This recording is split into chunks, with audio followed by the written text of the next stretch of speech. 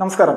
നമ്മുടെ കേരളത്തിൽ ഇന്ന് ബി.ജെ.പി ഏറ്റവും വലിയ രീതിയിൽ പ്രതീക്ഷ വെക്കുന്ന ഒരു പാർലമെന്റ് മണ്ഡലമാണ് തൃശ്ശൂർ. തൃശ്ശൂരിനെ സംബന്ധിച്ച് നോക്കുമ്പോൾ സുരേഷ് ഗോപിയുടെ സാന്നിധ്യം തന്നെയാണ് ബി.ജെ.പിക്ക് ഏറ്റവും വലിയ രീതിയിൽ ഒരു പ്രതീക്ഷ നൽകുന്നത്. സംഘടനാ പ്രവർത്തനത്തിന്റെ കാര്യത്തിലാണെങ്കിലും കർശനമായിട്ടുള്ള RSSന്റെ നിർദ്ദേശപ്രകാരമുള്ള നിരവധി പദ്ധതികൾ ഈ പറയുന്ന തൃശ്ശൂർ നഗരത്തിലടക്കം വലിയ രീതിയിൽ തയ്യാറാക്കിക്കൊണ്ട് ബി.ജെ.പി മുന്നോട്ട് പോയിക്കൊണ്ടിരിക്കുകയാണ്. ഗ്രാമഗ്രാമാന്തരങ്ങളിൽ സംഘപരിവാറിന്റെ പ്രവർത്തകർ ഒന്നിച്ചാണ് ഈ ഒരു സമയത്ത് സുരേഷ് ഗോപിയുടെ വിജയത്തിനായിട്ട് പ്രവർത്തിച്ചുകൊണ്ടിരിക്കുന്നത്. പക്ഷെ നമ്മളെല്ലാവരും ശ്രദ്ധിക്കേണ്ടത്, കഴിഞ്ഞ 5 വർഷമായിട്ട് തൃശ്ശൂരിലുള്ള നിലവിലെ MP TN പ്രതാപനെ മുരളീധരന്റെ സ്ഥാനാർത്ഥിത്വ പ്രഖ്യാപനത്തിന് ശേഷം കുറച്ച് ദിവസങ്ങൾക്ക് ശേഷം പിന്നെ അദ്ദേഹത്തെ കാണാനില്ല. ആദ്യത്തെ ഒരു സമയത്ത് മുരളീധരന്റെ ഒപ്പം പ്രചരണത്തിനുണ്ടായിരുന്നു, അദ്ദേഹം പരസ്യമായിട്ട് എല്ലാ മാധ്യമങ്ങളുടെ മുന്നിലൊക്കെ നമ്മൾ കണ്ടിരുന്നു. പക്ഷെ കഴിഞ്ഞ കുറച്ച് ദിവസങ്ങളായിട്ട് അദ്ദേഹത്തെ കാണുന്നില്ല. എന്തായിരിക്കാം ഇതിന്റെ പുറകിലെ ഒരു സാഹചര്യം? ഇപ്പോൾ നമ്മൾക്ക് എല്ലാവർക്കും അറിയാം, ഈ കോൺഗ്രസ് എന്ന് പറയുന്ന രാഷ്ട്രീയ പ്രസ്ഥാനം അവരുടെ പല MP മാരെയും നിലനിർത്തി ഈ TN പ്രതാപൻ എന്ന് പറയുന്ന MP മാത്രം ഒഴിവാക്കുന്ന ഒരു സാഹചര്യമുണ്ട്. അത് ഒഴിവാക്കുമ്പോൾ ഇത്രയും നിർണായകമായിട്ട് TN പ്രതാപൻ ഒരു നിസ്സാരക്കാരനൊന്നുമല്ല, വലിയ തരത്തിൽ ഈ തൃശ്ശൂര് സ്വാധീനമുള്ള ഒരാളാണ്. ധീവരസഭയുടെ അകത്താണെങ്കിലും ന്യൂനപക്ഷങ്ങൾ, പ്രത്യേകിച്ച് മുസ്ലിം സമൂഹത്തിനിടയിൽ വലിയ സ്വാധീനം, ഇതുപോലെ മുസ്ലിം സമൂഹത്തിന്റെ ഇടയിൽ സ്വാധീനം ഉണ്ടാക്കിയിട്ടുള്ള കോൺഗ്രസിന്റെ ഒരു നേതാക്കന്മാരും തൃശ്ശൂർ ജില്ലയിൽ തന്നെ ഉണ്ടായിട്ടില്ല എന്ന് വേണമെങ്കിൽ നമ്മൾക്ക് പറയാൻ സാധിക്കും. ആ ഒരു സ്വാധീനം തന്നെയാണ് കഴിഞ്ഞ വട്ടം വലിയ ഒരു ഭൂരിപക്ഷത്തിൽ വിജയിക്കാനായിട്ട് TN പ്രതാപന് സാധിച്ചത്. അപ്പോൾ ഇത്തവണ TN പ്രതാപൻ ഈ കഴിഞ്ഞ കുറച്ച് ദിവസങ്ങളായിട്ട് വലിയ രീതിയിൽ അദ്ദേഹത്തിന്റെ പ്രസ്താവനകൾ ഒന്നും തന്നെ കാണാനില്ല. അപ്പൊ നമ്മൾ ചിന്തിക്കേണ്ടത്, നിയമം തൃശ്ശൂർ ആവർത്തിക്കുമോ എന്നുള്ളതാണ്. നിയമം ആവർത്തിക്കും എന്ന് പറയുന്നത്, അല്ലെങ്കിൽ ആവർത്തിക്കാൻ സാധ്യതയുണ്ടോ എന്നൊക്കെ നമ്മൾക്ക് വേണമെങ്കിൽ ചിന്തിച്ചു കൂട്ടാം. വലിയ തരത്തിൽ BJPക്ക് സ്വാധീനമുള്ള, സംഘടനാ തലത്തിലും എല്ലാ തരത്തിലും സ്വാധീനമുള്ള നേമം നിയോജക മണ്ഡലത്തിൽ കഴിഞ്ഞ വട്ടം CPMന്റെ സ്ഥാനാർത്ഥി അവിടെ വിജയിച്ചു, ശിവൻകുട്ടി.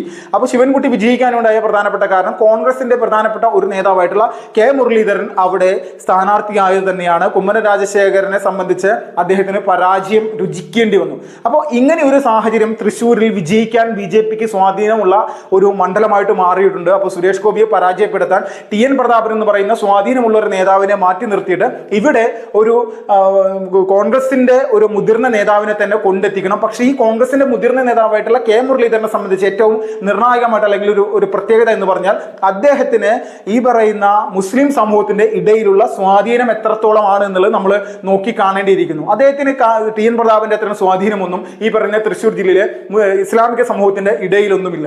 അപ്പോൾ ഇവിടെ കൃത്യമായിട്ട് നമ്മൾക്ക് മനസ്സിലാക്കാൻ സാധിക്കുക, ഈ എന്തോ ഒരു കൃത്യമായിട്ടുള്ള ഗൂഢാലോചന, അത് വിജയിക്കുക എന്നുള്ളതിലുപരിയായിട്ട് ഇടതുപക്ഷത്തിന് വിജയ സാധ്യത ഒരുക്കുക എന്നുള്ള തരത്തിലേക്കുള്ള ഒരു നിലപാടായിട്ട് വേണം ചിലപ്പോൾ ഈ പറയുന്ന K മുരളീധരന്റെ സ്ഥാനാർത്ഥിത്വത്തെ കാണാം. അപ്പോൾ BJPയെ സംബന്ധിച്ച് ഏറ്റവും വലിയ രീതിയിൽ നിരീക്ഷിക്കുക, ഒന്ന് പരീക്ഷിക്കുക, ഇതായിരിക്കും ഏറ്റവും പ്രധാനപ്പെട്ട കാര്യം. അല്ലെങ്കിൽ ഈ പറയുന്ന തൃശ്ശൂര് നിയമം ആവർത്തിക്കാൻ ചിലപ്പോൾ സാഹചര്യം ഒരുങ്ങും എന്നടക്കമുള്ള റിപ്പോർട്ടുകളാണ് പുറത്തേക്ക് വന്നുകൊണ്ടിരിക്കുന്നത്. ഇത് എത്രത്തോളം വലിയ രീതിയിൽ നമ്മൾക്ക് ഒന്ന് കാട് കയറി ചിന്തിക്കേണ്ട ആവശ്യമൊന്നുമില്ല. പക്ഷെ യാഥാർത്ഥ്യം എന്താണെന്നുള്ളത് നമ്മൾക്ക് ഒന്ന് നിരീക്ഷിച്ചു കഴിഞ്ഞാൽ ബോധ്യപ്പെടും. സംഘടനാ പ്രവർത്തനവും സുരേഷ് ഗോപിയുടെ ആണെങ്കിലും BJPയുടെ ആണെങ്കിലും സംതൃപ്തിയുള്ളതാണ്. അത് ഒരു വിജയത്തിലേക്ക് എത്തുന്ന ഒരു സ്ഥാനാർത്ഥിയുടെ പ്രവർത്തനം എങ്ങനെയാണോ നടക്കുന്നത്, അതുപോലെ തന്നെയാണ് രാജ്യത്തെ മുഴുവൻ സംസ്ഥാനങ്ങളിലും BJP സ്വാധീനം ഉണ്ടാക്കുമ്പോൾ അതുപോലെ സ്വാധീനം ഉണ്ടായിട്ടുള്ള ഒരു മണ്ഡലമായിട്ട് തൃശ്ശൂർ മാറിയിരിക്കുകയാണ്. ന്യൂനപക്ഷയുടെ ഇടയിൽ, പ്രത്യേകിച്ച് ക്രിസ്ത്യൻ സമൂഹത്തിനിടയിലൊക്കെ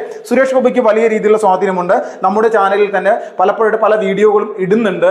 ക്രൈസ്തവ സമൂഹത്തിന്റെ ഭാഗത്ത് നിന്ന് സുരേഷ് ഗോപിക്ക് ലഭിക്കുന്ന ഒരു സ്വാധീനം, അല്ലെങ്കിൽ ആൾക്ക് കിട്ടുന്ന ഒരു വലിയ തരത്തിലുള്ള ഒരു സപ്പോർട്ട്, ഈ സപ്പോർട്ട് 21% ഉള്ള ഒരു ക്രിസ്ത്യൻ സമൂഹത്തിന്റെ ഇടയിൽ നിന്ന് ലഭിക്കുമ്പോൾ അത് നിസ്സാരമായിട്ട് സുരേഷ് ഗോപിക്ക് വിജയത്തിലേക്ക് എത്തിക്കാൻ സാധിക്കുന്ന ഒരു മണ്ഡലമായിട്ട് മാറുന്നത്. അവിടെയാണ് കോൺഗ്രസ് കൃത്യമായിട്ടുള്ള നിലപാടുകൾ, അല്ലെങ്കിൽ അവരുടെ ഒരു ചാണക്യ ബുദ്ധി എന്ന് തന്നെ വേണമെങ്കിൽ നമ്മൾക്ക് പറയാൻ സാധിക്കും. തൃശ്ശൂര് വലിയ തരത്തിലൊരു അട്ടിമറിക്കുള്ള ഒരു സാഹചര്യത്തിലേക്ക് കാര്യങ്ങൾ കോൺഗ്രസ് ഒരുക്കുന്നു എന്ന് തന്നെ വേണം നമ്മൾക്ക് മനസ്സിലാക്കാൻ.